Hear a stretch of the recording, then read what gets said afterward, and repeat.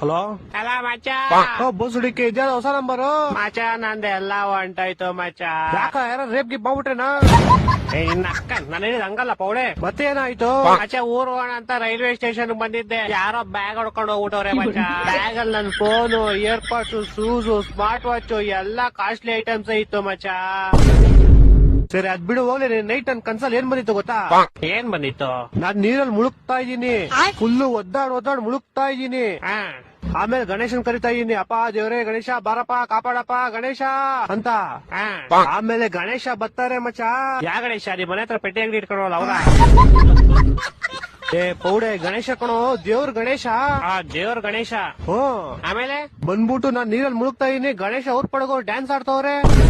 ನಾನು ಅಪ್ಪ ದೇವ್ರೇ ಗಣೇಶ ನಾನ್ ಮುಳುಗ್ತಾ ಇದೀನಿ, ನೀನೇನಪ್ಪ ಡ್ಯಾನ್ಸ್ ಆಡ್ತಿದ್ಯಾ ಅಂತ ಕೇಳದ್ಕೆ ಗಣೇಶ ಏನನ್ಬೇಕು? ಏನನ್ಬೇಕು? ಗಣೇಶ ಹಬ್ಬದ ದಿವಸ ನನ್ನನ್ ಮುಳುಗಿಸ್ಬಿಟ್ಟು ನೀನ್ ಡ್ಯಾನ್ಸ್ ಆಡ್ತಿದ್ದೆ.